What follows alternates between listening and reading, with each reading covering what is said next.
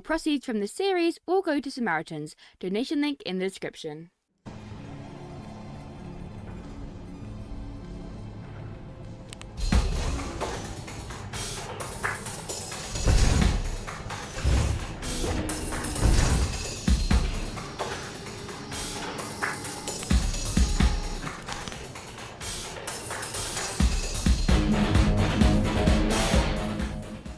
Hey there, my name's Ruin and welcome back to the Fazlore podcast. Today I'm here with RyeToast. Connection terminated. I'm sorry to interrupt you, Ruin, if you still even remember that name, but I'm afraid you've been misinformed. We're not here to talk about FNAF AR. We are unfortunately going to be talking about a mobile game that is no longer operable. Oh wait, that's the same thing. Today we'll be covering it. That was beautiful. I was not expecting that at all. What was FNAF AR? Okay, so if someone had no idea what FNAF AR was, how would you describe it to them? Like, they're coming into this completely net fresh. My go-to is always it's Pokemon Go with Fazbear characters. But it's arguably much more embarrassing to play in public. And that's the look, I don't want to immediately hop on the FNAF AR hate bandwagon because I do love this game. I do really like FNAF AR. I wish special delivery was like still around. But my biggest problem has and always will be that there's no way to discreetly play the game. Like Pokemon Go, you can pull it out, you can turn off the AR camera, and you just like throw a Pokeball in the middle of like Target and nobody cares. The only way to play FNAF AR is to hold your phone at eye level as if you're recording what's in front of you and spin in circles like a maniac. You look like an insane person trying to play this game, and because it's an AR locational based game, it wants to be played in public. I'm not going to my local park and acting like I'm recording a 360 panorama. It's so creepy as well, because no matter where you go, it looks like you're either just filming people, Yep. or just so it's either you go in a small room and try not to trip on something, or you look like a weirdo in public. No in between. It's either you look like you're recording everybody else around you, or you look like you're the worst vlogger in existence. You're just getting all those angles, you know? It's the best vlogger. You get all the angles all around you. Vlog with motion blur, please. What's even worse is you'll be like shouting, screaming as well if you get jump scared, so it's just someone in the park randomly screaming. I feel like the only good thing, or not the only good thing, but the few good things that came out of AR were just like the designs and stuff. Like it was a cool concept. It just wasn't executed the best. I think it's a fun concept. I love a locational based mobile game. Like I still play Pokemon Go, and in 2025, that's not too common anymore. But like I love locational based mobile games. Some of the best renders we've ever gotten in the franchise, and frankly, most of the best jump scares we've gotten in the franchise. I still hold true. By far the best Springtrap jump scare we've ever gotten is the FNAF AR Springtrap jump scare. They had budget for AR. That's one thing. They did have budget. Yeah. It's because they didn't have anything else, so they pumped everything into the animations of the characters. I mean, I knew there was a big budget off the bat because obviously they had Markiplier doing whole promos for it, so that was already a big like signal. And then the original stuff was great, and then it just slowly became more and more money grabbing, and it was yeah. It didn't hit like they wanted it to. No. Yeah, it is a shame that it was taken down in a way that's unplayable. But you know, there's always Five Nights at Freddy's AR Forsaken, I think is what it's called. The fan game that seeks to recreate special delivery that's been out for a few years. I tried it once. It's pretty fun. I just haven't really played it much because, frankly, I love special delivery. I played it maybe like 10 times. I think I played it once a few years ago, and it was just having to turn around constantly. It was almost dizzying because it's like, okay, where are they? I'm scared, but I can't see anything. As a VR veteran, I'm used to gameplay that consists of standing in place and spinning around a lot. So, yeah, I mean, but sorry, yeah. No, you're good. I've forgotten what I wanted to say anyway.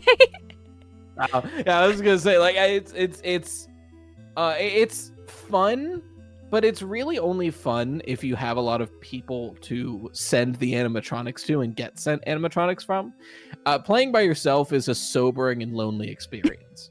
It's kind of like it's imagine like, you know how fun it is to like, I don't know, play a board game with chips and soda with a bunch of friends late at night and in the kitchen with like just a couple light bulbs on, just chilling. Imagine doing the same thing by yourself. That's playing FNAF AR with no friends on your friends list.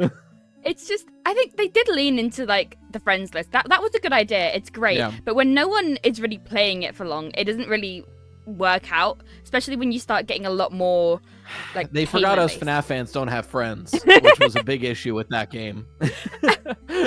Yeah, I mean, and then it was really glitchy as well. Like I know I was rewatching Markiplier for today's episode. He added his friend list for everyone to add, everyone who wanted to, and it broke it so it looked like he had no friends. So it's either you have no friends because you have no friends, or you have no friends because the game breaks. So yeah, actually, that's why I didn't have any friends, because my game kept breaking. Actually, that's the reason why I didn't have any friends on my friends list. Just too popular. I'm glad you brought that up. Too popular. Yeah, no, it's just I tried. You know, I added all my so many friends, and it just showed that there was none in there. It's crazy. Crazy work. Yeah, it's just so sorry that happened. Yeah, I know. You just yeah. What was the law at the time? The lore, I will say, I think the coolest part about this game is that they really did try an interesting way to deliver lore. One of my favorite things about FNAF lore is that it's very true crime adjacent, where the games are like not the point of the story. Like the games are not the plot of the story. Very rarely. Like more and more, and like Security Breach arguably, but not really. Secret of the Mimic a little bit, but not really. But like for the most part, the games are things that happen in the aftermath of the plot of the actual like franchise. So we're like scrounging together the bits that happened after the fact because of what happened. And I think that's awesome. And FNAF AR in that sense, right? Like FNAF AR, the idea that animatronics are being sent to people's houses isn't really the story that we're trying to uncover here. It's the why is this happening? So the emails, I think, were really an interesting way to deliver that lore. Yeah, no, I agree. It was quite like it was a fun one, because at first, I know the theorizing first went towards, you know, who is owning Fazbear to have the money to do this, and then it started shifting towards like the Vanessa storyline. So I think like they really did try and rope it in. It was, I know there was like a retcon, I believe, the guy that kept messaging her, he was retconned to be from the tech to marketing, I believe, to try and fill up some plot something holes. along those lines. Yeah, because he was in HR in I think in the emails he was originally in HR. And I think that changed in the therapy logs. I don't quite remember. But yeah, the Lewis, I think it is. Yeah, Lewis, that one odd guy that kept spamming messages. Yeah, look, I get it. It's supposed to be like a cute little love interest thing. I will say, I'm of the team as presented, whether or not that's the intention of the writers. Maybe that was a failing on the writer's part. As presented, Luis should be reprimanded for harassment. Oh, I agree. I reread them today. It's so creepy. Yeah, rereading them, it's like, oh, he is stalking her. Oh yeah. he is abusing his position, and I'm sorry, but after the 5th email and not getting an email back, you're edging into harassment. It's like those, like, I don't know if you've seen them, but on TikTok they have these POVs of like, oh, your manager's Snapchatting you, and it's those same vibes of like, oh hey, how you doing this? I can delete this for you, but what's going on? It's giving my grandma told us that she was looking wistfully in the window, missing our grandfather, and she was like, oh yes, I still remember when he asked me out. He came to my father's business that I worked at, and he said he wanted to take me on a date, and I said no. So he said, well, I'm not leaving until you say yes, and he stayed in that restaurant for 4 days until I said yes. Grandma, you're a victim. Literally, like, no wonder Vanny turned evil. I can't blame her. Right, for real. The real horror of FNAF is the creepy HR managers. I do love. Oh, I don't know if I can even find it right now to send it to you, but I assume you're because you're a FNAF fan and have good taste. I assume you know about Chloe's Imaginations comics on like Twitter and Blue Sky. I don't, but now I'm very invested. You don't? I don't. So she posts like a 1 to 3 panel comic every single day about FNAF. They're all wonderful and amazing. I bring up her comics like every like third collab I do because I like them a lot, and a lot of them are sometimes lore relevant. Let me see if I can find this I one. might have I think actually. I sent it. You might have seen them around. You might just not know it's her. I think I follow them. She had a little mini series of Vanessa being sapphic towards the girl who recorded the tapes. And so like there's the first one to just like, hey, there's the bit, but it culminated in this, which I will always take as a true headcanon in my mind. That is this beautiful. One. It culminated in that, and I really feel that. Of just Louise, hey Ness, can you not look up murder? Hello, human resources. Yeah, it was. Thing is, he was being very gracious, but very creepy about it. Like, she was searching up, I think, torture or something, and he was like, ha, "You're so silly." Yeah, because like it was one of those things where he was being creepy in a way that benefited Vanny, right? And I think that's kind of the point of it. Because like if Vanessa wasn't Vanny, looking at these emails, she should have been arrested by this point, probably, or like at least brought in and terminated. But because she had a creepy stalker at the office, right, when she's Googling how to induce compliance in a human subject or something on her work computer, which is crazy, her stalker who wants to be her boyfriend is like, oh, hey, sweet thing, don't worry, I won't rat you out to HR, but please stop Googling torture methods. Like, hey, let's stop that. It's so weird. Yeah, and then I do want to mention that the one really odd thing she ordered was the 3 masks. Like, yes, what was that? I mean, I think we still don't have a good answer for it, but I think it is one of the best pieces of evidence for a theory I hope is wrong, and that's like Gregbot theory. Oh, I love Gregbot area, because like here, like look, I don't think Gregbot is true, but I will tell you, I can't think of any other reason why she was ordering realistic rubber human masks. So I can't tell you why she did that. So and Gregbot at least can. So like that's fair. I'm surprised that Lewis didn't think she was a robot or something, getting the human masks torture. Like that's such an odd list.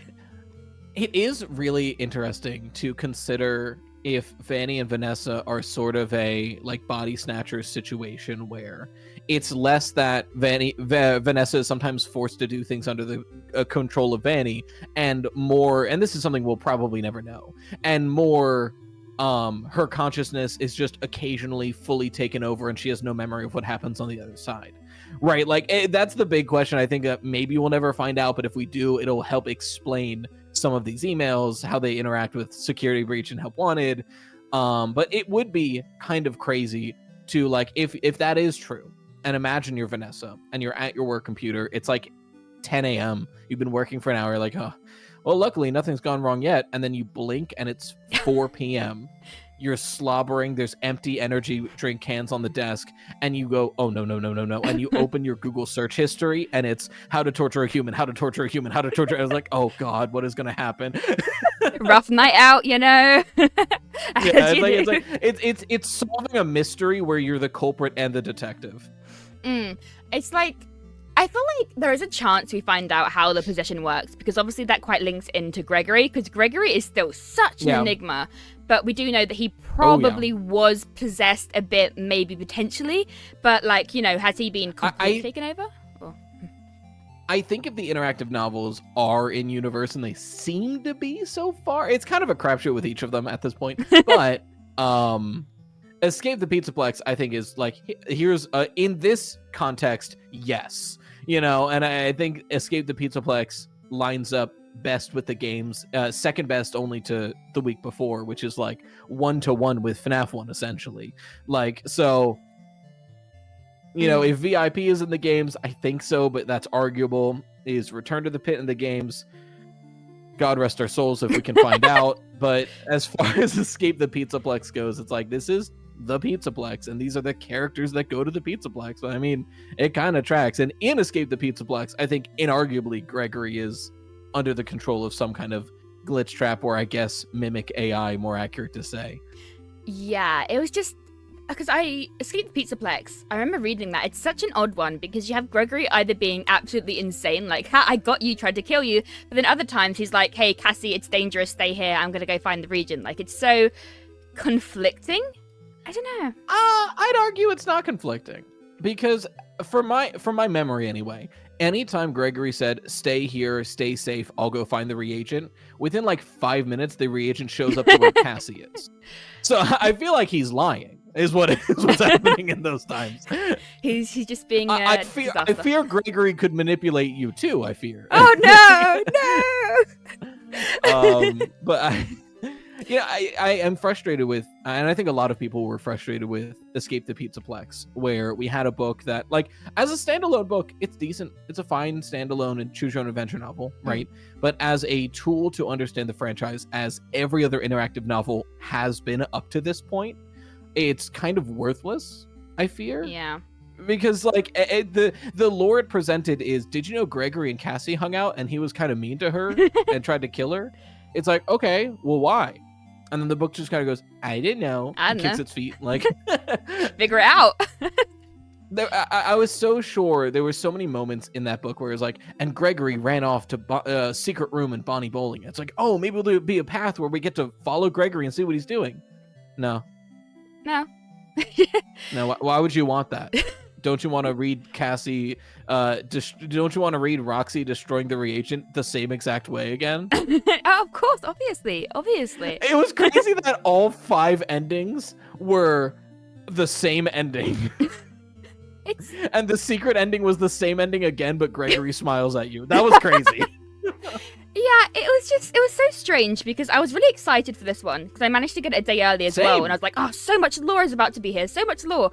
And then it just wasn't. Like, it's like, oh, not a bit. Cassie and Roxy are close. Okay, we knew that. Gregory's been tampering. Suspected that. Okay, Gregory's being mean. Again, suspected that. Like, where's the extra? Yeah.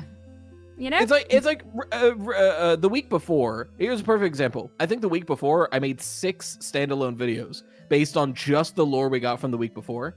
I made 1 Escape the Pizzaplex video.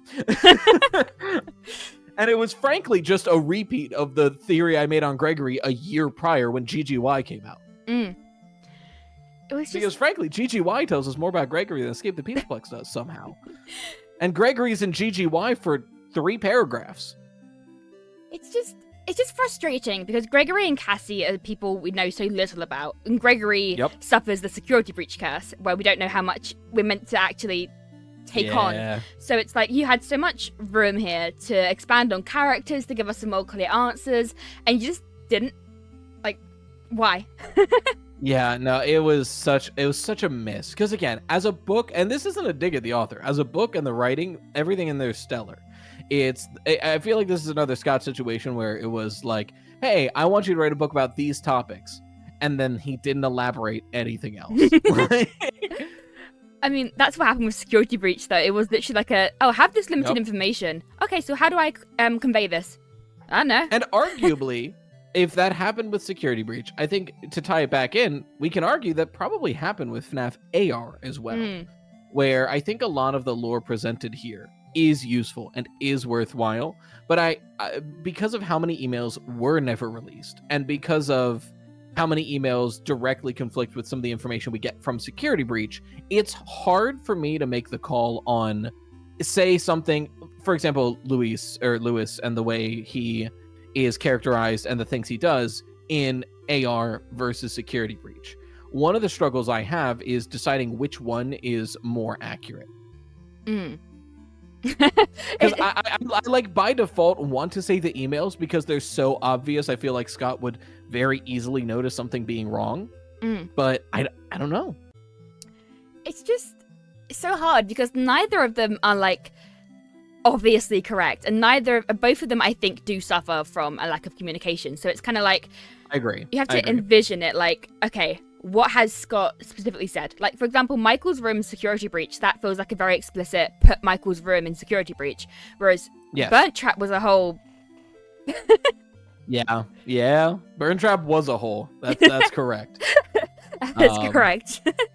It's something that FNAF AR does give us, and I think is accurate to say. There was the one email about Mangle, where it was like something along the lines of, hey, you guys need to get Mangle to crawl on the ceiling. That was the whole point. And they went, yeah, we don't know how it did that. We've tried everything. And I think that is one of the better arguments for the toy animatronics being possessed. Kind of like a direct statement of, I don't know how they did this. And they wouldn't know about possession, right? But then again, you look at it and you're like, we have to ask the unfortunate question. Did Mangle crawl on the ceilings? Or did Steve Snodgrass think it would be cool if Mangle crawled on the ceilings? Get up there. An unfortunate question we must ask. Yeah. I feel like the biggest thing in your face that is really odd is the fact that it heavily implies Springtrap is about. And this whole idea of William Afton coming back, like we talked about it in the Help Wanted episode as well, it really feels like they were told, hey, bring back William Afton, but don't bring him back. So they took it as, oh, let's bring him back because we have Security Breach, we have Burnt Trap, and then we have like directly Springtrap coming around in AR. It's such a... I don't know. I do wonder how much of the Springtrap of AR is that. I would assume that the Springtrap in AR is a replica. Right? Because if Help Wanted, I think Help Wanted is establishing that at least FNAF 1 through 6 are in-universe games. Now, I'm not saying that means we throw them all out, because again, that the very next sentence is, but they're like based off of and saying real things that did happen. I've always said that I think that retcon is just Scott and Steelwool being like, look, Scott made these games in a cave. Like, so it's one of the things where it's like, if we need to adjust the story, believe the new stuff first. I've always assumed that's what they're saying there. So assuming the things that we see in the games are still true, but introducing the idea that they are in-universe games. When FNAF 3 came out and when Help Wanted comes out, now Springtrap is a Fazbear character.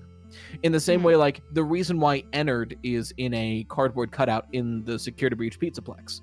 Yeah. Ennard was only visibly seen by Michael Afton and nobody else in the world. So that, I feel like, immediately says that Sister Location is an in-universe game. It has to be. Yeah. Because now he's a Fazbear character, right? So I think in the same way, when I see Springtrap in FNAF AR, I immediately go, oh, this is like in Pressure, when there was a Springtrap costume. Because this is a replica of a character that is now a Fazbear character that was first seen in Five Nights at Freddy's 3 when that indie dev made it. Yeah. See, the only thing is, the way they kind of introduced Springtrap in the emails, I think it wasn't meant to be there. Let me reread the email. Yeah, it's right. I reread them today because FNAF AR is like my weak point in FNAF lore. But it's one of those things where like I have the gist and then I forget the details. Yeah. Where is while you're searching that, I'll kind of describe it a bit to the people listening. So from what I read today, if I'm remembering right, Springtrap kind of entered himself into the system. He was like, I want to join. Because they weren't expecting him to be a part of it. So... Let me go to the wiki, actually. I feel like that'd be easier. Do you want the link? I have the link. Sorry, I didn't mean to interrupt. That's okay. Oh, yeah, if you could send the link. Yeah, I got I was on the... for those who didn't know, Underscore made an incredible... the FazbearFuntimeService.com website, where it's an interactable little browser-based app that has every single email as it appears in-game. Excellent thing to use when trying to... just like get a good idea of everything. It doesn't. I don't think it has a search functionality, so it's harder to control F. Which I'm going to do now. Yeah, it's just I think AR and Help Wanted 2 and World. Like AR is like my complete blind spot. Help Wanted 2 and World before doing this podcast, they were also quite like but AR is just the one that had like no content made for it. No one was really playing it, like especially towards the end. Like even Markiplier, who always plays them to the secret end, did 2 episodes. I guess this is useful to have in. Hey Tristan, we've been getting some weird reports here in customer service that I don't really know how to respond to. A handful of our more hardcore users of the service have been reporting service calls from an animatronic that isn't appearing anywhere in our database. Some kind of a vintage Bonnie model. A couple of people have mentioned a really smell from it as well. It just says a really smell. He's a really smell. Is it possible some old secondhand model somehow made it into the deployment rotation? Okay, I see what you're meaning. It kind of pops up on its own. Yeah. I read that and my brain goes to glitch trap, I think, is the first thing that hops to my brain. Right, or I guess, the mimic in this sense. We'll have to decide that as we get to it. Yeah, I mean, it's one of those ones that really depends on whether you're taking AR as the animatronics are actually coming to your house, or if it's like another in-universe game. Yeah. It's such a... But then again, Remnant is such an odd one, again, to have in an in-universe game. Because if it's in-universe game, then a lot of the stuff, like, for example, Fazbear having the money to do this is now irrelevant. Yeah, that is a good question too, because I kind of always, there's a part of my brain that went, well, we know that we know that the therapists are being killed by animatronics because of the robotic claw marks. So obviously that's what FNAF AR is telling us, that this was an actual service, and then Mimic was using it to silence people. It's like, okay, well, pause. Do we? Is this another in-universe game? I want to say, even from the wording of this email, that they are real animatronics. Yeah. Because they point out that they're like, users of the service are getting service calls. And then, like I mentioned, there was that Mangle email where it's like, why isn't it crawling on the ceiling? If it was a game, they could do that pretty easily, I fear. So yeah. I guess it has to be, but then it wraps all the way back around to, huh? Why? Why are you doing that? It's just kind of like, I don't know, I think Springtrap, as I was saying, is suffering from the lack of communication, because this is very, very obvious. Hey, stinky old rabbit man, that has to be Springtrap. It's physical Springtrap here. But then it's like, well, is Mimic coming out of the security breach basement? Is this maybe between FNAF 3 and 6 and Springtrap just going for a little walk before going to get killed? Or, I'm thinking of the reason this was made. I think a recent schedule theory by a Mr. T-Dreads that recently gave us evidence that some actual tangible evidence that sister location private parties may have actually been collecting kids for Remnant. Oh, if that's true, because that was always a theory, right? The idea that like the sister location parties, the fun times were capturing kids. That was always kind of a background theory, but no one really had good evidence for it. And then the T-Dreads just put out a theory. I actually covered it. I covered his theory, but but essentially he put out a theory. It's a whole long thing. I recommend watching it to get the full gist. But it ended up being evidence for that idea, that these private parties did have the occasional child kidnapping for some use, likely Remnant. But if that's true, this wouldn't be the first time that something Fazbear related was built to send an animatronic to a house and collect Remnant in some way. Because that does seem to be the goal of this program, is to collect Remnant somehow. Which we do need to talk about the elephant in the room, being the Remnant in special delivery is unlike Remnant anywhere else in this entire franchise. It's magic. It's magic pixie dust that's attracted to flashlight beams. Huh? It's just, it's so odd, because 1, why is Fazbear going after Remnant? 2, why do they know it exists? And 3, why is it just this floaty stuff until it becomes Shadow Bonnie? Because that's a whole nother discussion as well. And that's a whole other thing. Shadow Bonnie is guarding it. Huh? I do wonder, because we have 3 times in this entire extended universe franchise where Remnant is directly described, right? It's the Silver Eyes, or actually, sorry, no, not even the Silver Eyes. It's mentioned in the Silver Eyes, but it's directly described end of the Fazbear Frights epilogues. It's described in this app when it's like, oh, those glowing orbs are Remnant, huh? And most recently in Dead by Daylight. The Remnant add-on that Springtrap can get in there. Yeah. Let me pull up the way it's described. I think that... Because it's much more similar to the Fazbear Frights description of it. So I go back to the, is this one of those Scott communication errors? Where he described Remnant Collection, and they went, I guess this is Remnant Collection. I guess. Like, that guy looks kind of Remnant-y. He can go with them. Add-ons, unable to retrieve it. What? Dead by Daylight Wiki, why are you failing me right now? It's fighting I went you. to pull up the table of add-ons, and it said, failed to collect data table. I've never seen a Wikipedia article do that. Mimic One is coming for you. Yeah, Mimic One is taking over my computer for trying to look into its secrets. Getting too Remnant close. Add-on. Well, what if I just go Google Images and pray somebody? Yep, there it is. Oh, nice. Yeah, Iridescent Remnant. It's one of his 2 highest rarity add-ons. But it's literally described in Dead by Daylight of all places. Molten metal in the right hands. It's the key to immortality. Even they got it right. Huh. So the fact that Dead by Daylight of all places got it right over FNAF AR, to me, it leads me to believe that the visual depiction, at least, of Remnant in this game is just not correct. Yeah, it's another one of those things where you can see Scott has clearly said, I want them to gather Remnant, and I probably want Shadow Body. Like, I feel like those are the details that he specifically gave here. But then it's like, why? Why are we bringing Remnant and Shadow Bonnie here? Like, what's being communicated? Speaking of, do you know the other major lore confirmation we got from the Dead by Daylight chapter? Is it? It's another Gabriel? It is Gabriel, yeah. I saw that. When I saw that, I was like, I'm sorry. Of course, it's one of those things that we all kind of knew. Like, it was basically confirmed. But the fact that the first time it was ever written down in a game is Dead by Daylight is crazy. The most lore-accurate game is now Dead by Daylight. Well done, Dev. Apparently. I mean... I keep saying there was rumors that Foxy's going to be a skin for the killer because he's listed as the animatronic. So one of the rumors is maybe there's a Foxy skin down the line. And I think that was floated in the Discord at some point. But if that's true...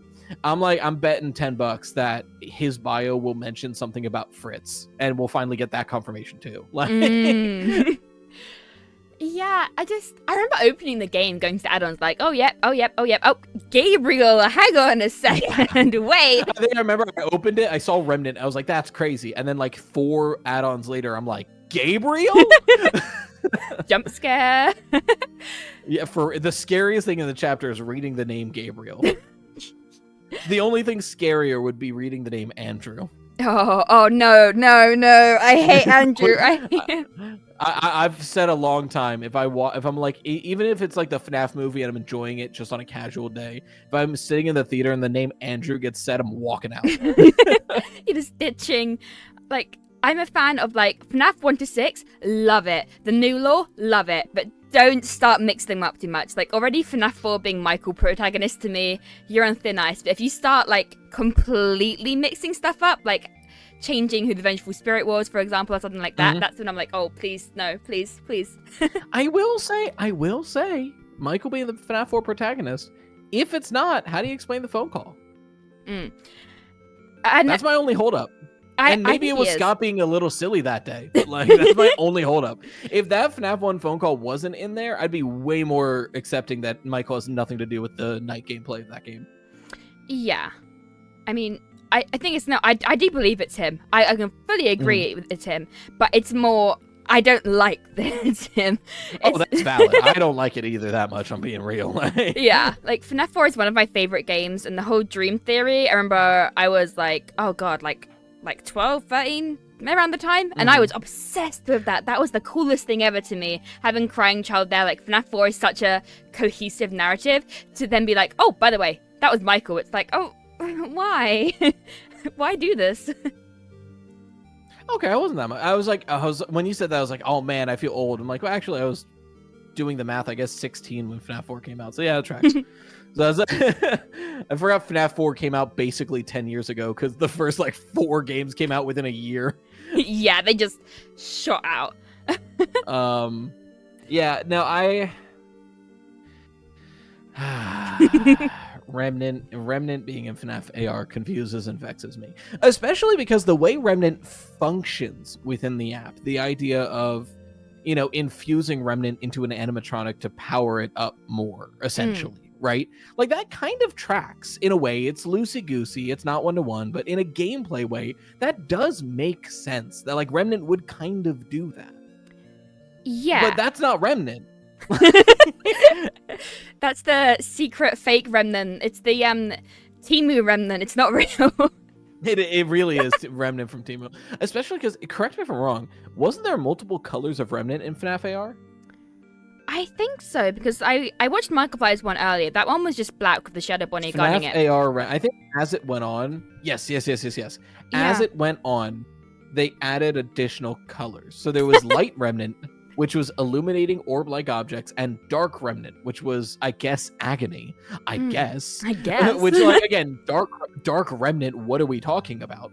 But Light Remnant can come in many colors, and each one has its own stats, which can affect your enemy. So there was white, green, blue, purple, red, gold, and rainbow, were all the different colors of Remnant.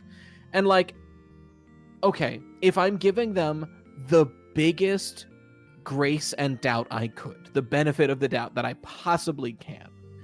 In Fazbear Frights, in the epilogues, the guy studying Agony notes that he's studying it because he believes it's the most powerful human emotion, and he's studying it in like a kind of in a rivalry sense, because similar studies were done with the emotion of love. And he thinks his studies of Agony prove Agony to be stronger than love. Giving the biggest benefit of the doubt. If Remnant and Agony and all of this are emotion and feeling energy based, the color spectrum can make sense in a Green Lantern sort of way.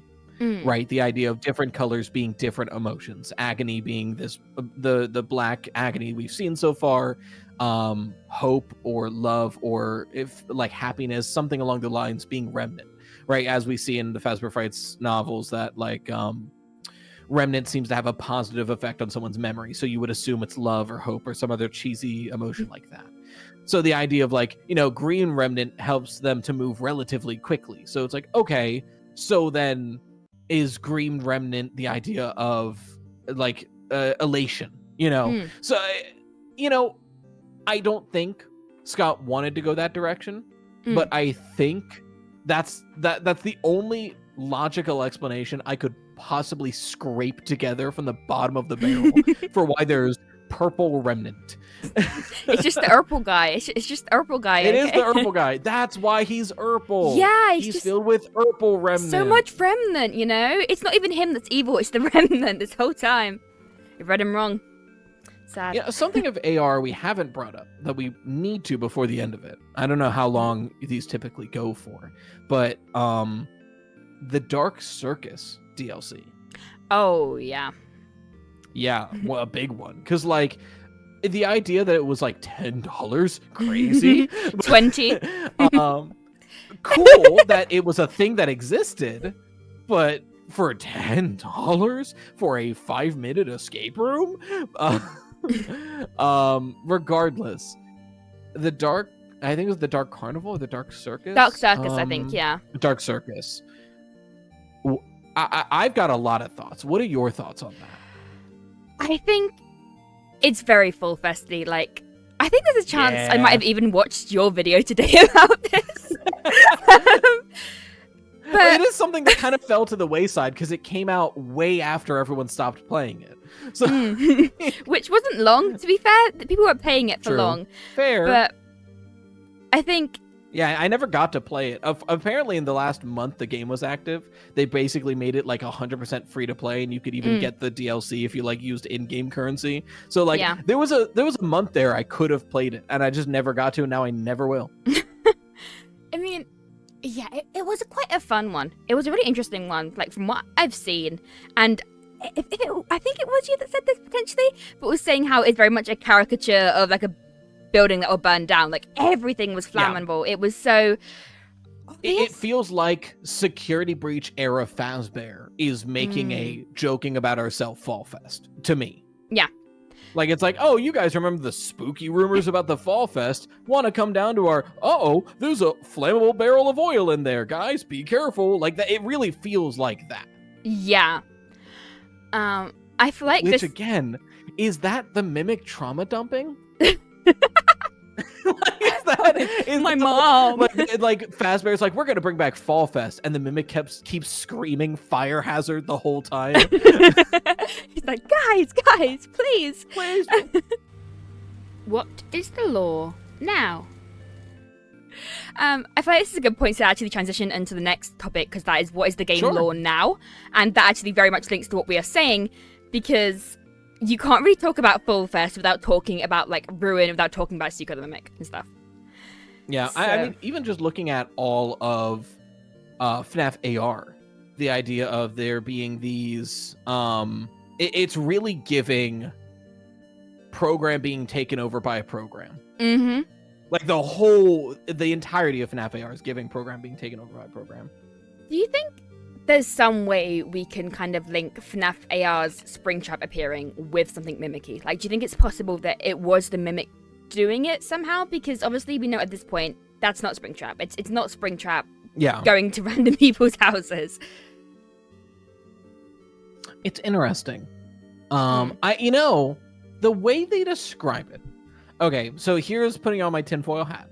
FNAF AR, did FNAF AR come out before or after Help Wanted? After. So I had to check. I think it was kind of during. I'm so FNAF brained, I googled just the words special delivery, expecting things to come my way. Okay, to November 2019. Yeah, I think it was Help 6 Wanted, months. May 2019. So yeah, Help Wanted was out for like half a year at this point when special delivery first came out.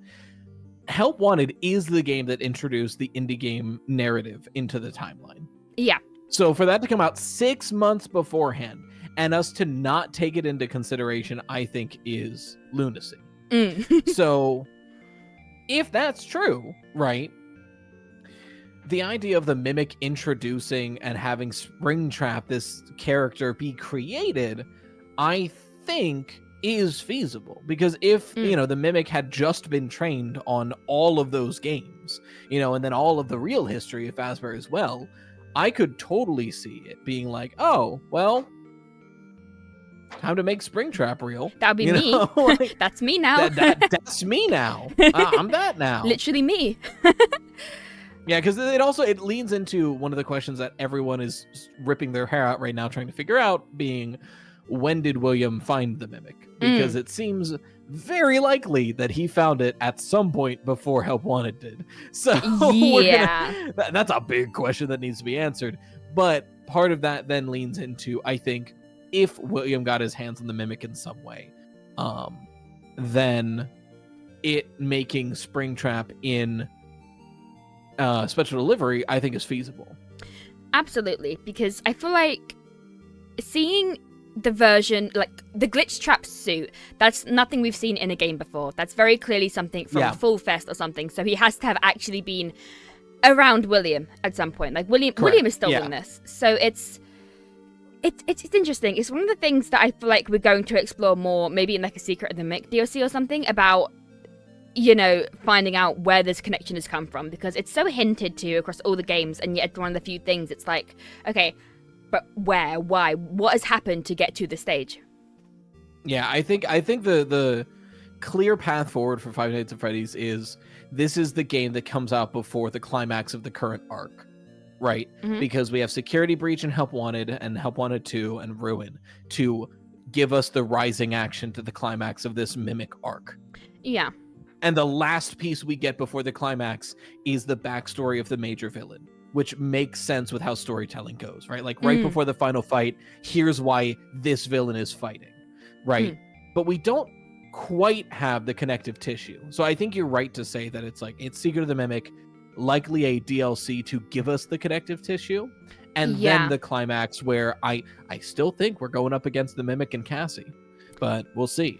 Yeah, I really feel like there is a piece missing with Mimic, because to me, he's never felt like entirely evil off the bat.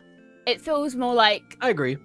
I was saying before how the way that he's been killing employees that come in, well, they're coming in to wipe his program, to wipe his memory, like...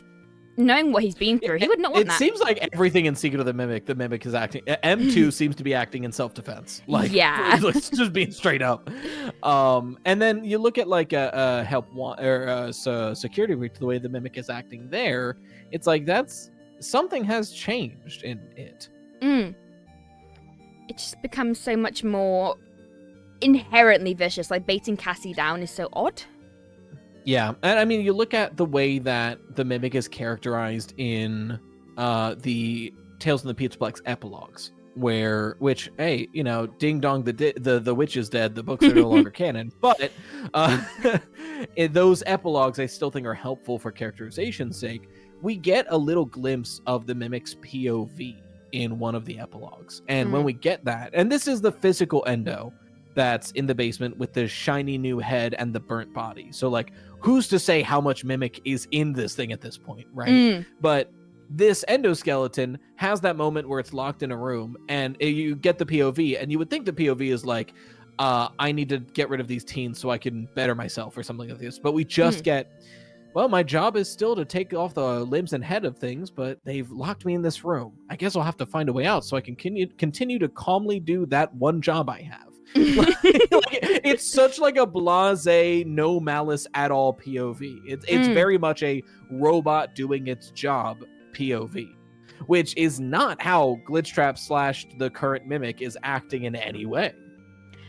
Yeah, and that's just that's the thing, and I feel like that's the big theme that's going to come across, and maybe how we even defeat the Mimic is because at the end of the day, he started off being a child that just wants his bear to go to sleep, and then it almost feels like that is what could make that difference, is maybe we don't actually need to beat the Mimic up, we have to connect to it, because, you know, it's the whole debate is it sentient at this point? It's, you know, it's learned pain, it's learned revenge, it's learned all these feelings, like...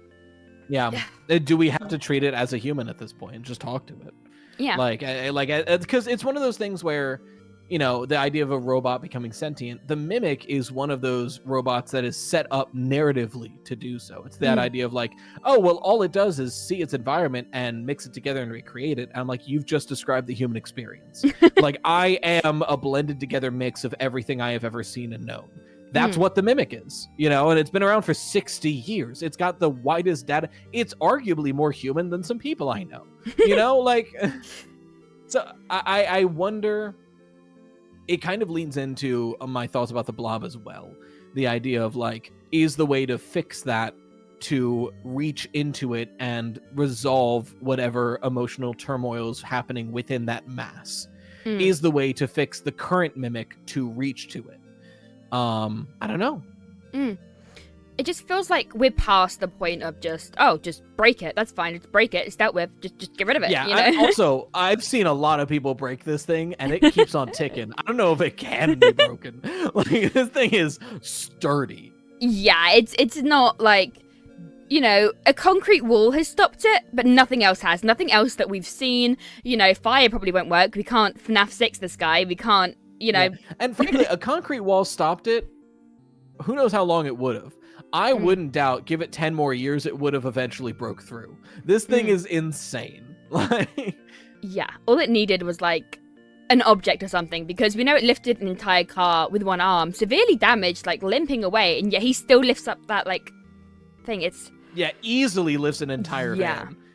So I like give him like 10 years of just repeatedly punching one spot in the wall, he's gonna break loose. Like, yeah, like I almost wonder if it's even possible to actually physically defeat him. Like, unless we use Glamrock Freddy somehow, Gregory can't do anything, Vanny can't do anything. Oh, no. Like, the whole premise of Secret of the Mimic is hide, don't let it see you, because there's nothing you can do.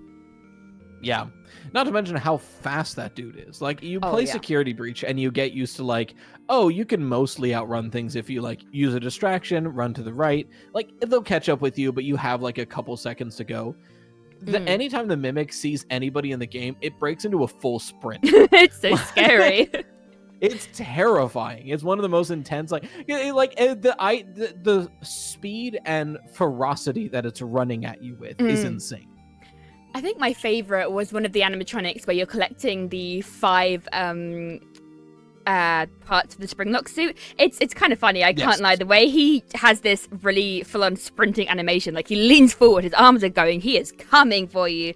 Like, he's on a mission. Like even Glamrock Freddy, he has a bit of a run. It's not that fast. The others trying to catch you, not that fast. But Mimic, as soon as it's on sight for him. It's on sight. He locks in. Because that's the thing, like you make a noise, he'll like lightly jog over, do a quick scan.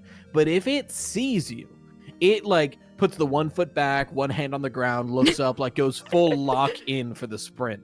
Oh, absolutely. He's going for it, which is that's another thing. Like I feel like going forward, a lot of the games is going to be hiding from him because it might even be the scooper that takes him out. We know that the scooper's down there, but it's just nothing that's not something giant mechanically is even going to have like a chance of taking him out. I mean, I don't even think in the scooper ending, I don't even think it killed him.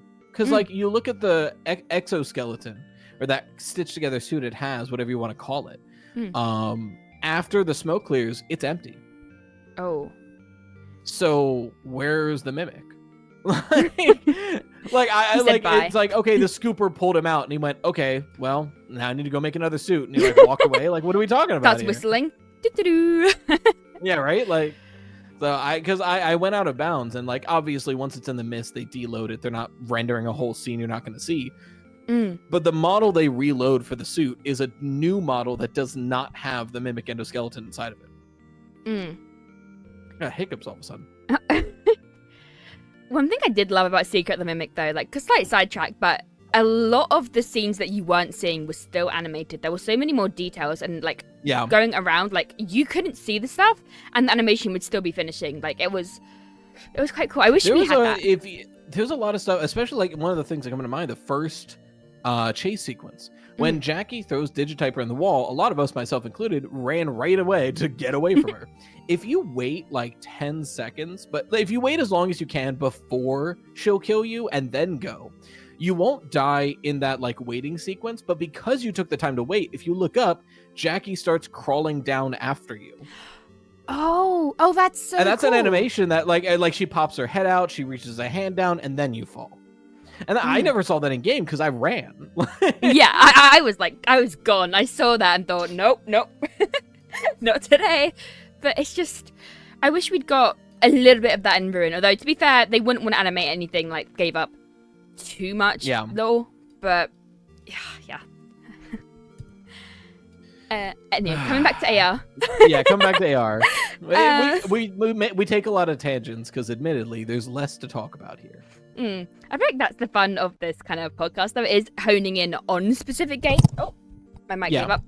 Honing in on specific games, but kind of sidetracking as well, because all of these games, or majority of the FNAF games, do still link to current lore.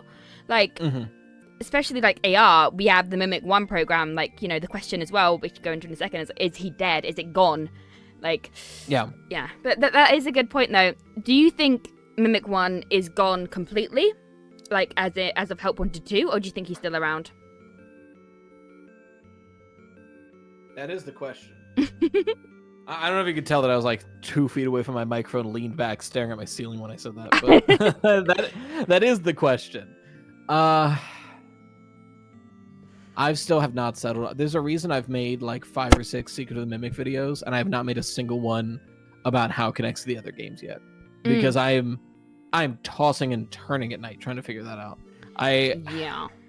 My gut wants to say, because like Secret of the Mimic is establishing we have M2 in a physical suit and we have M1 in a digital realm. Yeah. So my immediate reaction is like, oh, well then M1 turns into Glitchtrap and M2 is still trapped in the basement and Glitchtrap is trying to get her son back.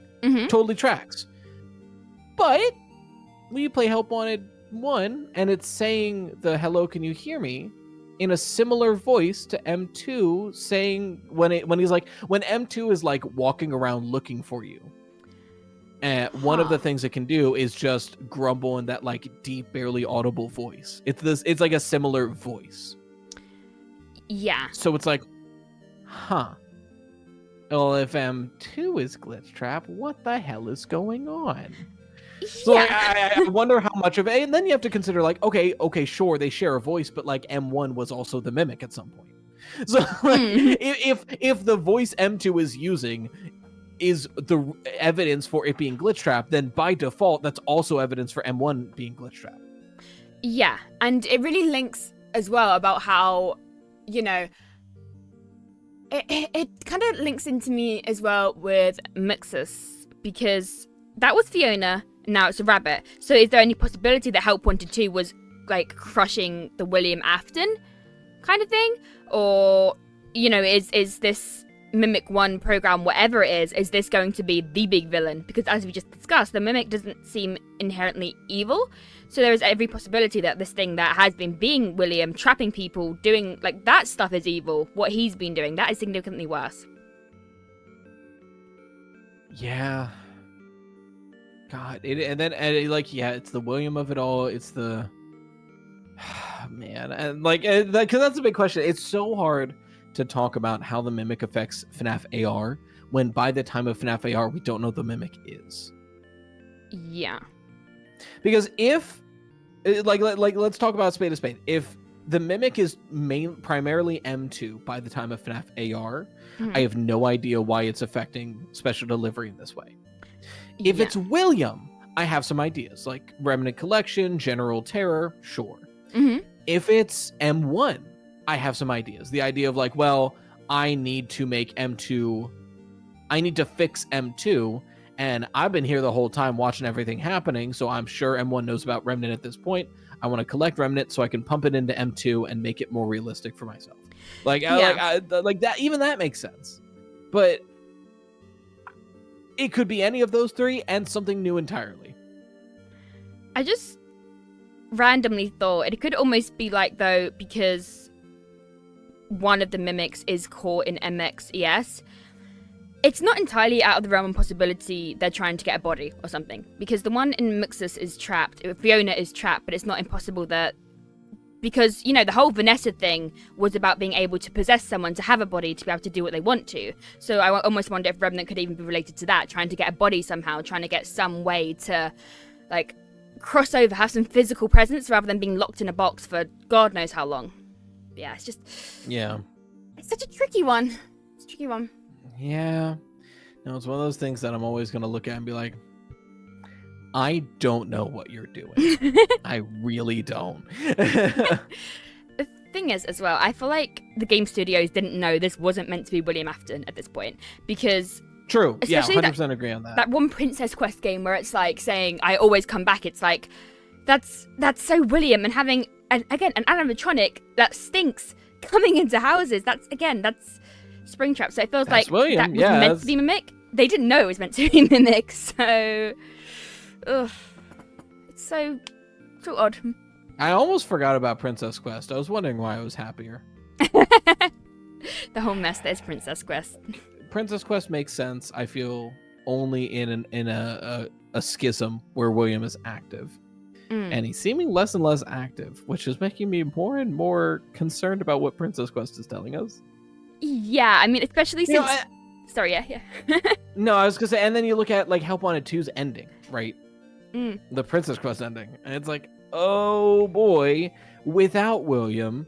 Or are we to assume, right? Because I've been so mimic brained in the idea that like Vanny and GGY/Dr. Rabbit, the Gregory persona, are iterations of the mimic. If they're all mimic, is the Vanny mimic persona in the Help Wanted 2 ending going to the Glitch Trap persona and either taking William out of the code or just being like, oh, I'm the new mimic, we don't need you anymore, crush, throw away. Because of the in the flesh. So yeah, I don't know if you know this, because someone brought this up as a question to my podcast, that in the flesh has unfortunately lore relevance. In the flesh being the Mpreg story. Yeah, I thought it was. Yeah, sure is. But I didn't know this because I didn't read that one. But in that story, Matt is making that VR Springtrap game. And he found out that the Springtrap is able to make a newer, better Springtrap. And when it does that, every time the new one kills the old one. And they do that looping, making better and better spring traps, and they keep killing the old version of itself every time the new one gets made. Mm-hmm. Applying that to the Mimic is crazy and does crazy things to the lore. Like, Yeah. the idea of, like, especially now that we know for a fact that the Mimic can make a copy of its program into a new thing, because that's exactly what Secret of the Mimic is specifically telling us, that M2 is a copy of M1. M2 trying to kill M1 does make sense. And even M1 is like, it'll kill us both if we're trapped down here. M1 knows that. So the idea of M2 wanting to kill M1 makes sense. And if M2 is still glitch trapped somehow, and then makes Vanny is now M3. And if that's true, Vanny killing glitch trap at the end of Help Wanted 2 is fulfilling that I will kill the old version of myself.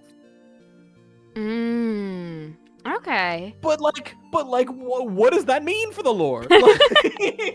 Like, where is that? Like, especially because that's the ending that didn't happen. it's the non-true. The one turns into ruin. Which is like, I mean, just to confirm, like, M1 is Fiona, right? Yes, M1 is Fiona, M2 is meant to be David, but M2, I feel like M1 is Fiona. Here's the real one. M1 is Edwin's ideal of a 1950s housewife that he calls Fiona, and M2 is an amalgamation of 17 people. So, yeah, I mean, I was just almost wondering, because obviously MXCS is at the end of Ruin, and it's this rabbit guy. I almost wonder if that is a sign of it, of like, you know, its previous form being Fiona, it wasn't good enough, it wasn't needed, time to do a rabbit. Like, can I curse on here? Yes, you're good. You know what's got me fucked up? Brilliant news. I'm gonna send you one image related to MXES. Oh no. Oh. Sorry, two images. I'll show them on the screen for people listening as well, so you can suffer as well. Here's the base of MXES before he turns into the like glitchy spike that attaches to the ground. Yep. Wiry dude. Do you remember what the midsection of Mr. and Mrs. Helpful looks like? Oh no. And it's one of those things where like that could be a complete coincidence. But if it isn't, oh no. If it isn't, we've got time. Please, we only just understanding the law, not again. Oh gosh, I mean, because if so, that kind of, now to be fair, if M1 remains in the Fiona box, and if the Fiona box is just the Mexis box, like they just rub it out and put a new name on it or something, or just transfer her from one to the other, because we do get there's experimental storage 2 and mechanical X-Form experimental storage 1. Which tells me, like, okay, is it just the same thing and they didn't want to tease the full thing that early in the game? Very possible. Yeah. But if so, then there are 2 boxes. So if they just transferred her to the other box, because that's the box that's not at the manor, so or not in the secret Fazbear bunker, so maybe that's easier to find. If Fiona ends up in that box, and that's the one labeled MXES, and she stays in there, this is good evidence for MXES being Fiona. Yeah. And if that's so, then okay, we have this narrative of M2 trying to kill M1. The idea of like the Mimic being like, basically Mexis trying to keep everybody away from M2 while it figures it out, and M2 being like, no, put my mom in a box and get me out of here. Get it out. Yeah, it just begs the question: if that is Fiona. If that rabbit thing is Fiona, what happened? Why is she suddenly presenting as this rabbit form? Like, what? I assume that's, again... Why wouldn't it be a bear? Yeah. Mrs. Helpful's a bear. Exactly. Unless it's William's influence again. Which would be... This game is going to have me rocking on my knees in a shower, crying softly. My mic is even breaking at it. It hates it. Understandably. Yeah, I feel like it's, again, this puzzle piece of how far has William interfered, because Rabbit is immediately William. It's off the bat, like, okay, Rabbit, William, that's the basis of FNAF. It's the one thing we do know. So... But then again, Because I'm trying to think, the only time M2 ever uses anything rabbit is when it just like kind of dive bombs into a pile of spare FNAF parts and comes out with a mess. But I wouldn't even say that's him presenting as a rabbit, because he's got like Foxy's hook and like I think Chica's head next to him. Like he's just very clearly wearing a pile of scrap. That makes me think, has, like, excluding the post-it room with the robots being odd, because that's a whole different thing, have we ever seen M2 actually presenting as William? Because we have seen the Mimic 1 program, and we've seen hints, but I don't now know if M2 has ever presented as William. The question is, do you believe M2 is Glitchtrap? If so, I would argue Glitchtrap is presenting as William. Yeah, whereas I don't know, I kind of see, I don't know. Because like, if Glitchtrap isn't presenting as William, why he wearing that? Yeah. That's my main thought. But I'm not sold on M2 being Glitchtrap yet. So no. like, you know, that's definitely up to par with the question there. Or to wrap it back in, if M2 is the Mimic and that's the program influencing special delivery, and Springtrap inserts itself into this game, that would be it presenting as William Afton. That is very true. I was of the belief that if William gets his hands on the Mimic, and this has no evidence, this is just gut feeling and characterization. Mm-hmm. If William Afton got his hands on the Mimic between Secret of the Mimic and the next times we see it in the like, I guess in between then and Help Wanted, right? Mm-hmm. I would think this man obsessed with legacy and living forever would see this as an opportunity to create a backup. Like if I die, this can be me in digital form. So I totally see a possible M3/Glitchtrap being William Afton taking the Mimic schematics and training it on himself. Yeah.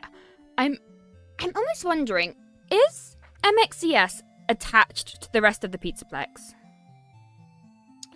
As far as we're aware, the box, I don't believe, had any visible wires exiting it, so it's likely through the bottom.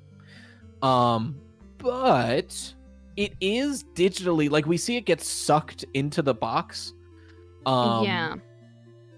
But it has the nodes, right? Yeah. That connect it, but the nodes seem placed after the collapse, seemingly. Yeah.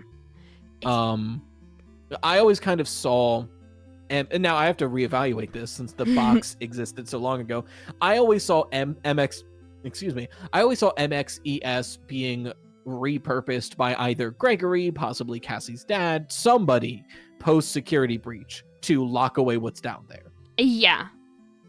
Because it very clearly, like, you see this idea of, like, you know, there's the broken nodes in the basement, but then there are nodes placed all the way up to keep whatever's down there contained.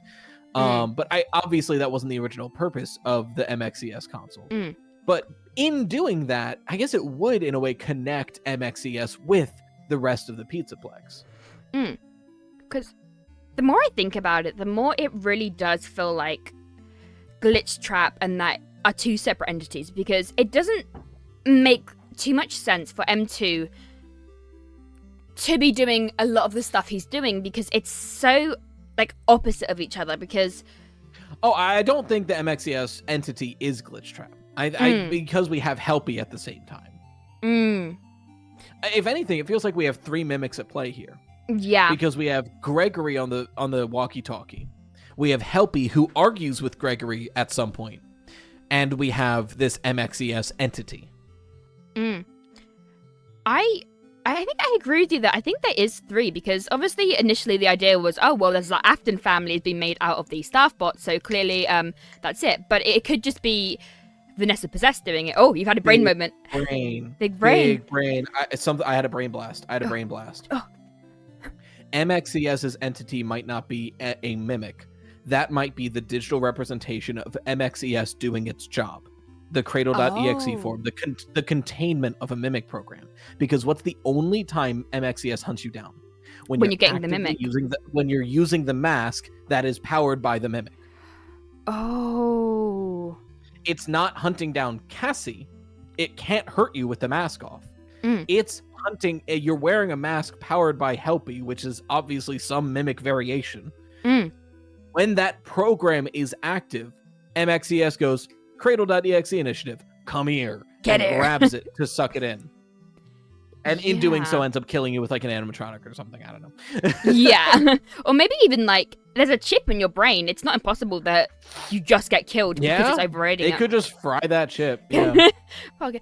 But yeah, I feel like again, the more and more we discuss it, the more it definitely feels like these are separate entities. So it's now, if that is a completely different thing, it's now possible that M1 is Glitch Trap, Springtrap, whatever, William Afton, the mimicking. Yeah, it just doesn't feel like, looking at the narrative, because again, I don't think the mimic would be up in the Pizzaplex, yet we have this whole room with the Staffbot Afton family, but the mimic wouldn't have built that, so it feels maybe more like someone being possessed, like Vanny being possessed or Gregory being possessed is building this.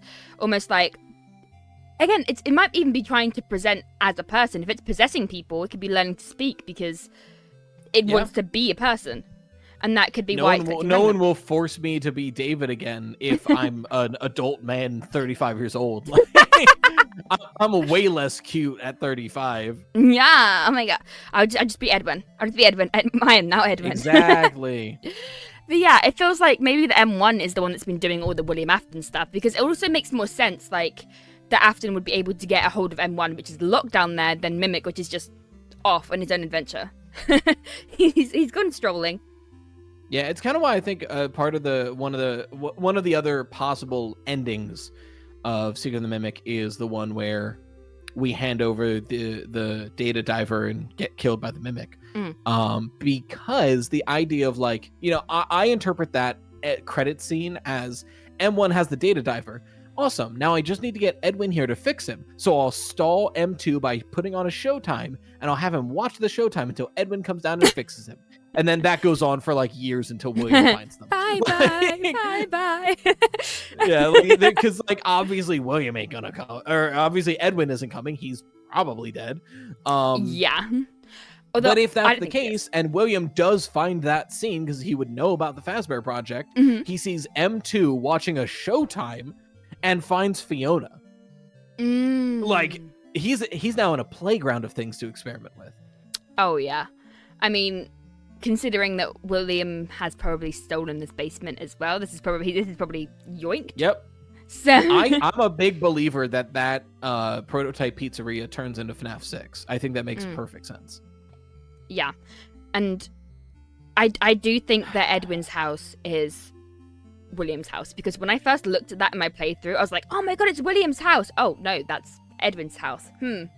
It's so it's weird. I think that's part of the reason why I lead to ending 2 being the most likely, because in ending 2 it partially burns down, which would explain why it looks a little different, but some things look the same.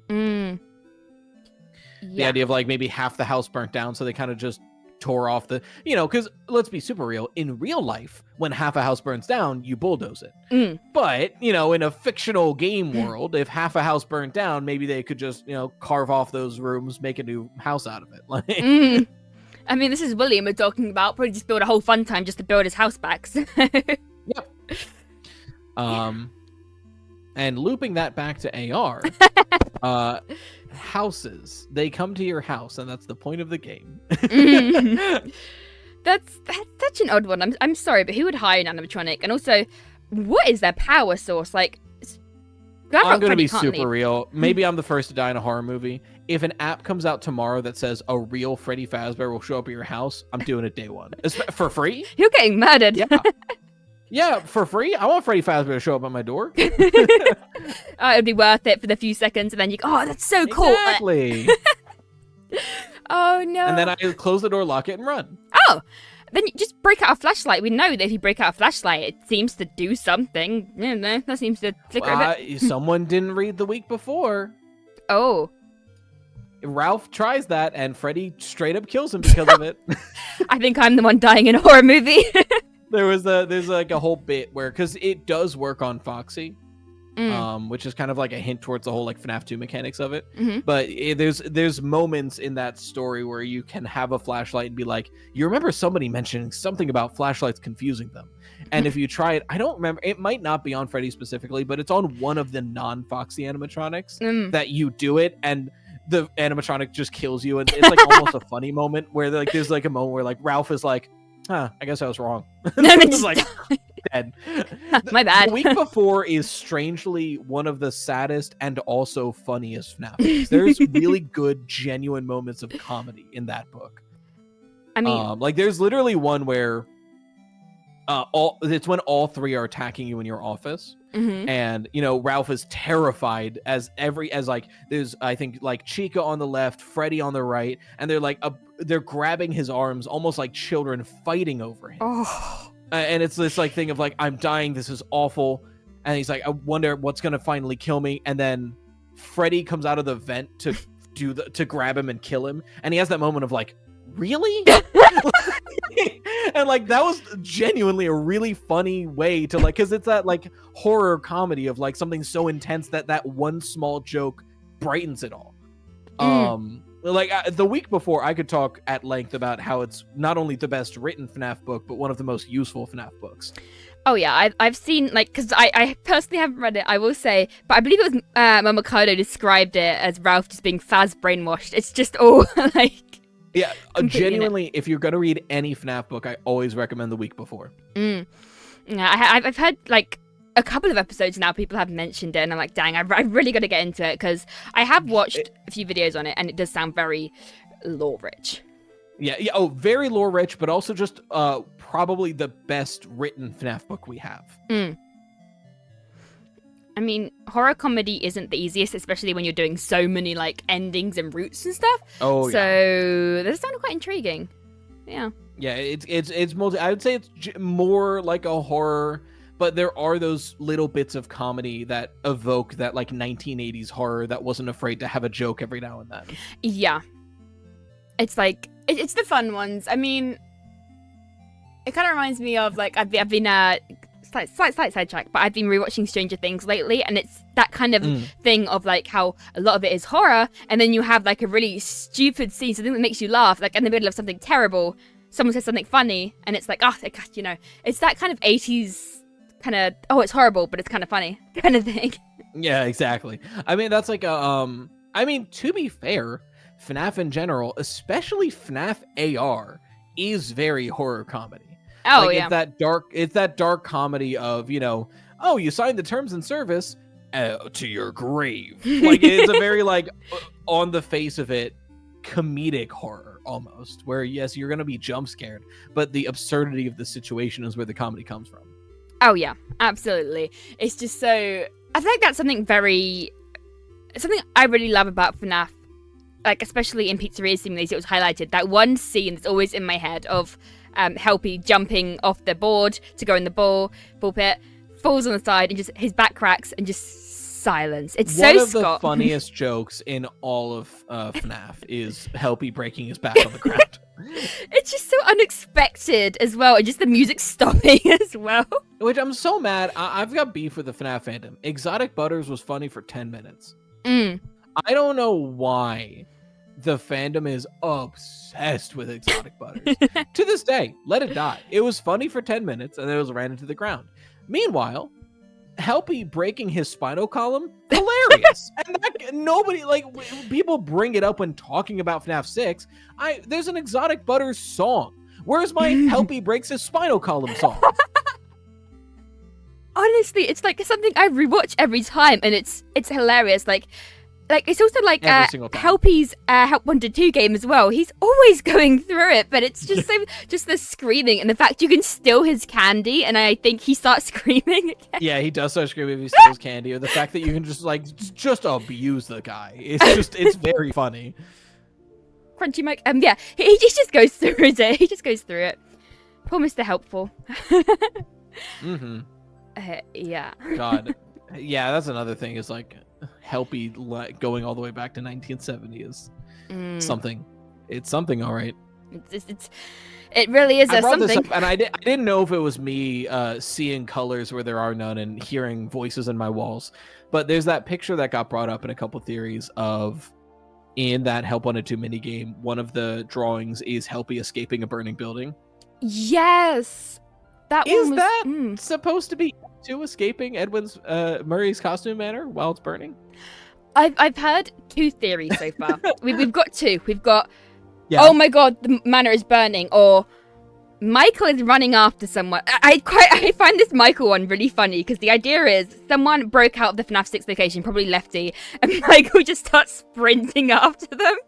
Like, oh, that is a dang. really funny interpretation. Like even Helpy, like Helpy starts sprinting out of the FNAF 6 location, and Michael has to like full sprint after him to pick him up, picks him up by the neck with a squeaky toy sound effect, and drags him back in. Get in. Michael just walks away. Hard day's work, guys. Hard day's work. How does this affect the future of the games? I feel like this might be an end because I feel like this might be a skip, only because this game specifically only touches on the connective tissue of Help Wanted to Security Breach. That's almost all that it touches on. Yeah. I don't know a way this game can affect anything post-Security Breach. Yeah. I feel like the only overarching thing is the Mimic. But again, it's so hard to kind of take from this because... I guess there's characterization of Vanessa, but how accurate is that characterization? It's given through the lens of Lewis, who is a character that's retconned to the very next game. So, like, we get the fact that her last name starts with A, which is terrifying thought, you know. And her dad is called Bill. Yeah, Vanessa's father, Bill A. Oh, open that can of worms. Oh no! I mean, I don't even know how Vanessa would be the child of William Afton. I don't think she could be. If anything, it's a brainwash thing. I feel like because we get the idea, we get the showcase that like the other patient faked their entire backstory for the therapist. So clearly that's something they can do. Maybe they didn't figure it out for Vanessa. Yeah. I mean, because I remember the initial kind of theories going around were the idea that they were trying to bring the family back together, so Vanessa was then brainwashed to become Elizabeth, yada, yada, yada. But it just feels like, it's again, miscommunication, because it was probably like make her feel like she's becoming Elizabeth, or make her be like Elizabeth, and then just, my dad is Bill. It does actually kind of line up logically. If M1's programming was you are Fiona, and her prime directive became I need a David to be a Fiona, if M3 exists and it's William being like you are William, the idea of M3 being like, well, I need an Elizabeth and a Michael and a Dave, you know, then that kind of does track. But that's me assuming 7 things, you know, because we just don't know. I feel like any future FNAF lore that this game could possibly enlighten or affect is completely surrounded by the larger games that came before and after it. Anything that FNAF AR could possibly say is just how Help Wanted gets to Security Breach, and the more we learn about that section of the timeline, the more we can cross-reference with Special Delivery. Yeah. I feel like the most important thing about AR is it's cross-referencing with Security Breach and Help Wanted to try and see, right, what details are consistent, because whatever is consistent, that is what Scott has, like, outright said. He has, like, stated these are canon. But it's just, I mean, what do you think is coming, game-wise? What do I think is coming game-wise for the franchise? Yeah, because, like, I personally think we're getting a DLC and a Security Breach 2. But what do you think? Do you think we need more? I think we are getting a Secret of the Mimic DLC. Mm-hmm. And then we are getting the culmination of the current story arc, which is not Security Breach 2, but a smaller venue that opens up with frankly, I've been tossing this around.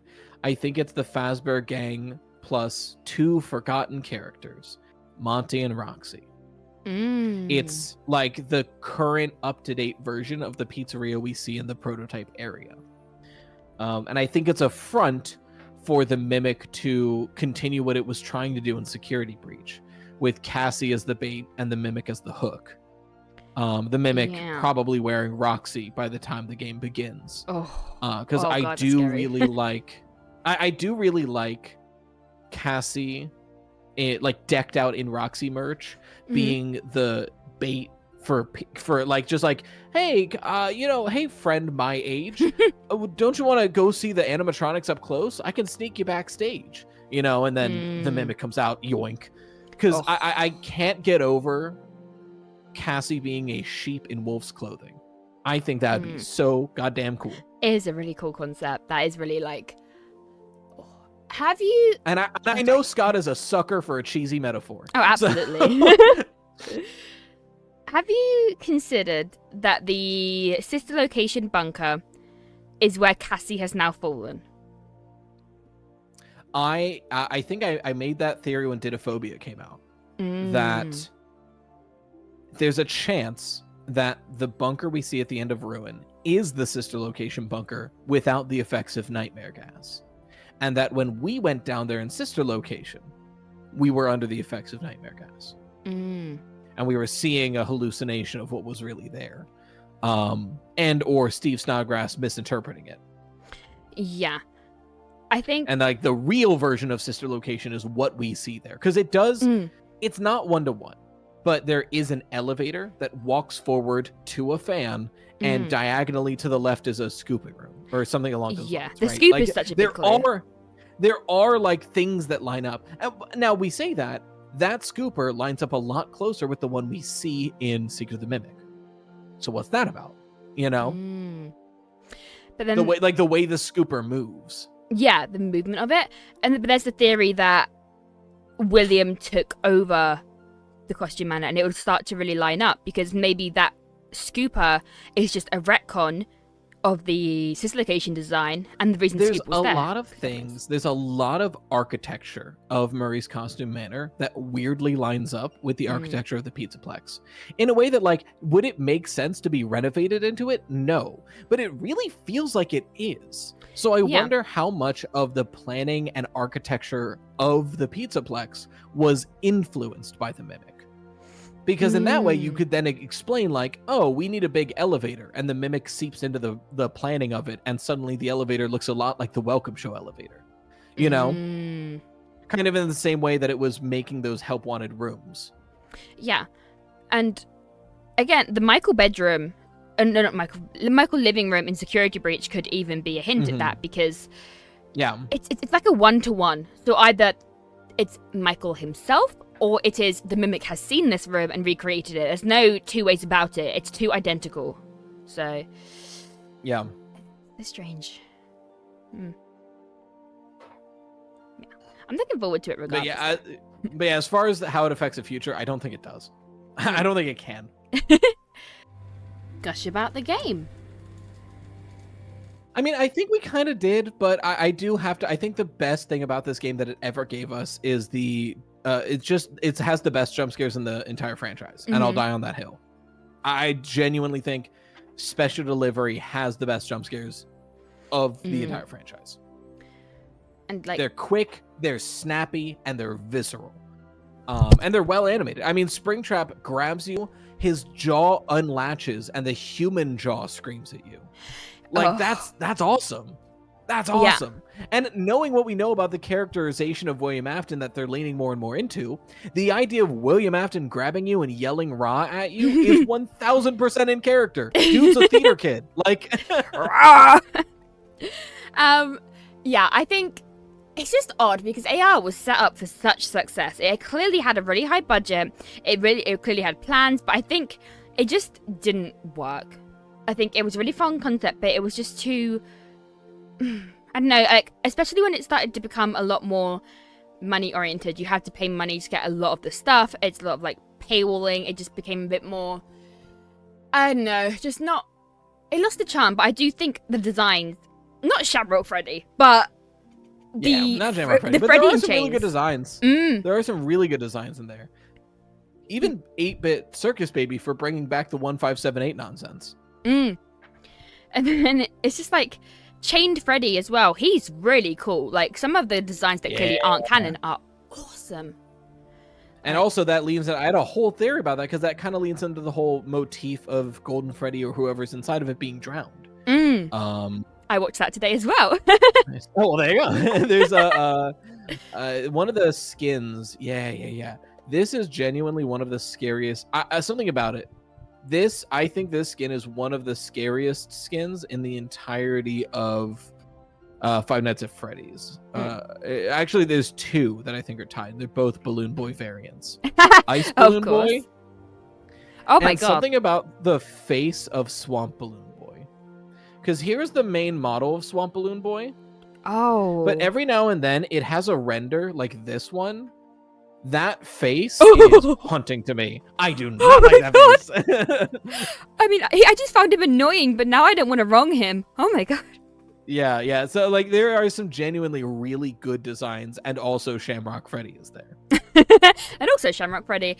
It does feel like there was a lot of love. Bonnie. There was a lot of love put into the game. Yes. Is the thing. Yeah. There was. I think the artists behind that game had a lot of love. The writers in that, like the people who worked on that game, loved working on that game. Absolutely. The people who owned the game couldn't give a shit about it. Oh yeah, like the way it was handled. That's the thing. The way it was handled, just it started off as a really cool idea, but then it became too reliant on having friends, and then it became too reliant on paying for a lot of stuff. Like and a lot of money. Dark Circus, I believe, was actually 20, not 10.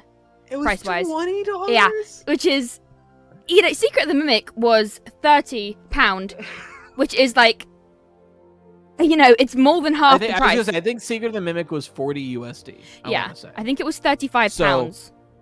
So for a 10 to 20 hour incredible experience, you can pay $40, and for half of that, you can do a 5-minute escape room. Which is just... Which means a 10-minute escape room. Now that's a $40 price right there.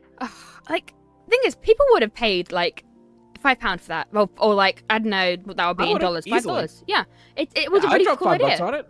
It was a cool idea. Like, would $5 be overpriced? Yes, but I would pay it happily. I feel like, unfortunately, that was the nail in the coffin. Charging $20 kind of made it quite transparent that they want money. And that's the thing. It's such a passion project for a lot of the artists, I think. A lot of like love and a lot of attention. And then it just became a bit too capitalism. Not to be cynical, but yeah. No, you're right. Yeah. But I think overall, it's a fun one. It's a fun one overall, and I like that it exists. I love that. What was it? Overall, play FNAF AR Forsaken. Yes. Or Forsaken AR. Another love letter to Special Delivery and what it kind of stood for. And that gets frequent updates. So there you go. Yeah. Play it. And that's it today for the Fazlore podcast. Special thanks to our lovely guest, RyeToast. And subscribers, if you can hear me, I knew you would return as well. It's in your nature to watch podcasts. I'm sorry that on this day, the day you had to listen about FNAF Special Delivery, no one was there to lift you up into their arms, the way you lifted the subscribe button into being pressed. And then, what became of you? I should have known you wouldn't watch this video without liking it. Not my subscribers, and not these subscribers. I couldn't save you then, so let me save you now. It's time to rest, for you and for those you have watched on YouTube. This ends for all of us. End communication. Where can we find you? Hell if I'm lucky. And that will be it for today. Signing off, see you later. Hi there, PNG Win here.